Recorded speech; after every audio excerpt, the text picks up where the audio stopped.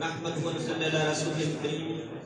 উপস্থিত আজকে স্বেচ্ছায় বাংলাদেশ কর্তৃক আয়োজিত সংবর্ধনা অনুষ্ঠান এবং সেমিনার সমাজের বিজ্ঞান মেলা অনুষ্ঠানের তত্ত্বাবধায়ক সভাপতি বিশিষ্ট ব্যক্তিত্ব জনাব কবির আহমদ পিয়ার সাহেব এবং উপস্থিত আছেন মাওলানা জাহাঙ্গীর আলম সাহেব, উপস্থিত আছেন অত্র পাবলিক গভর্নিং বোর্ডের সদস্য জনাব নবী সাহেব এবং সুজাতপুর উচ্চ বিদ্যালয়ের সভাপতি মুসলিম সাহেব সহ অন্যান্য সদস্য অন্যান্য মেহমানবৃন্দ, আমার প্রাণপ্রিয় ছাত্রছাত্রীবৃন্দ, আসসালামু আলাইকুম ওয়া রাহমাতুল্লাহি ওয়া বারাকাতুহু।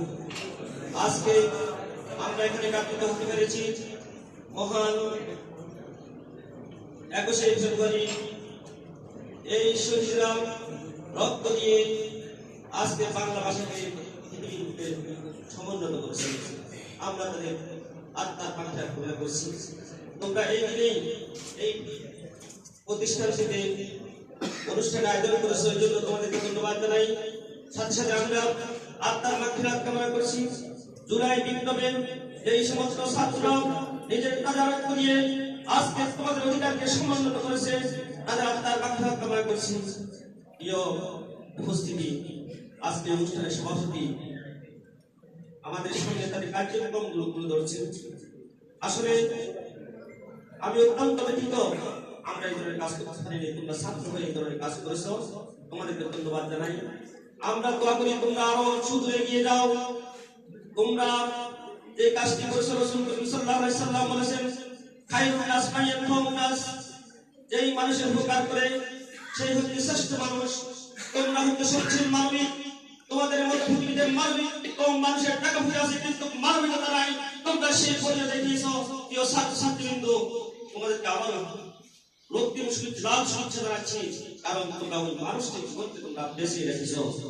যেই মানুষটি হাসপাতালে ডাক্তার বলছে রক্ত শূন্যতা, আর রক্তের কারণে টাকা পরিশ্রম করা যাইতেছে না, এবং একজন মাকে এই সিজার করানো যাইতেছে রক্তের কারণে, তোমরা শুনে গেছো সেই মায়ের কাছে তার জীবন রক্ষা দেখছে মানব জ্ঞান কিছু করতে পারে নাই।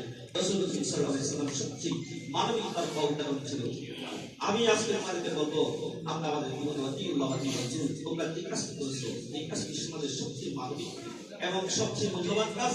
তোমরা নিজেরা রাসূল সাল্লাল্লাহু আলাইহি ওয়াসাল্লাম আদর্শ মোতাবেক চলো। তোমরা যে মানুষকে রক্ত দিয়ে তুমি জীবন বেঁচে রেখেছো, ওই মানুষকে যতদিন পর্যন্ত নামাজ পড়বে, যতদিন পর্যন্ত ভালো কাজ করবে, তুমি এর সওয়াব পাইবে। এবং এটা সত্যি জারিয়া, এটা হচ্ছে সত্যি জারিয়া। এটার মতো এই মানবিকতা পৃথিবীতে কিছু হতে পারে না। তাই আমি তোমাদের কাতরি অভিনন্দন জানাচ্ছি। আবার অভিনন্দন জানাচ্ছি তোমরা কি এই ছাত্রছাত্রীদেরকে যে সংবর্ধনা দিতেছো, যারা এলজিবি পেয়েছে, এবং তাদেরকে আমি সবাই পক্ষ থেকে আন্তরিক শুভেচ্ছা জানাচ্ছি। এবং এইভাবে যদি আমরা তাদেরকে সংবর্ধনা দিই, তাহলে গুরুজনকে যদি আমরা সংবর্ধনা দিই, তাহলে গুরুজন বাড়বে। আজকে আমাদের পৃথিবীতে আমরা এটা চাই না।